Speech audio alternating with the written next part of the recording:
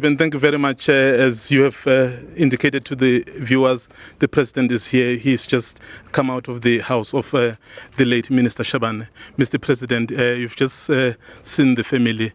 Just tell us how is the family coping with all of this? Well, it is a very difficult thing to cope with. This is a very big loss, not just to the family, I think to the community where Minister Collins come from, a big loss to the African National Congress, his organization that he has grown within, a big loss to the government and a big loss to the country. And I think it must be devastating to the family. I spoke to his wife just before 5 a.m. on the day of the accident, as soon as I got the message from the Premier. And I made a mistake because I think I was really shaken because the wife had not received the message. And I also spoke to the son. And only later I realized that they must have been saying, what is the president talking about? And of course, this is a big loss for the country. Comrade, the Minister Collins Chabane was an asset to the country. We deployed him in this particular department because it is a key department in the runnings of the government. And we knew that he will always deliver on what is given. And it's difficult to accept what has happened. In no way a driver would just decide to turn on the road with such a big truck without checking. It's difficult to explain what happened.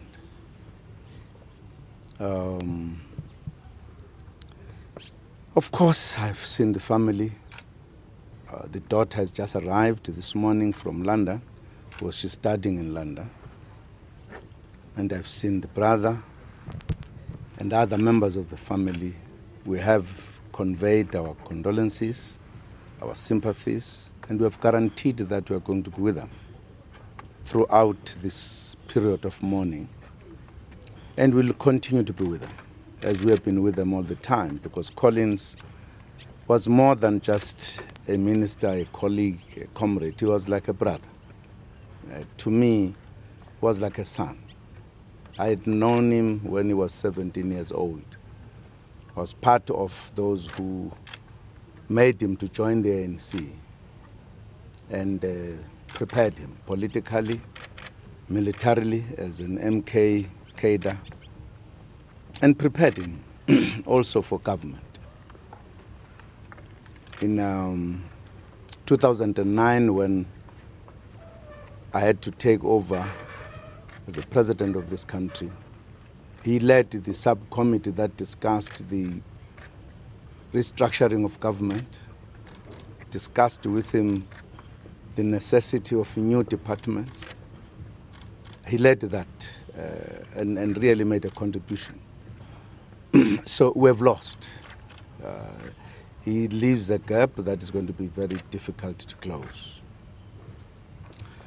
However, we are part of the family. We've been here. We've been talking to his brother, who is very devastated as well. Was grown up by Collins himself. And there are ministers who have been assigned to work here, Minister of Environment Affairs and Basic Education, Deputy Minister who deputized Collins, Ayanda Dlodlo, Minister of Public Works, on this side, Nxesi. They are the ones who are permanently here to work with the family to arrange everything that is going to be done.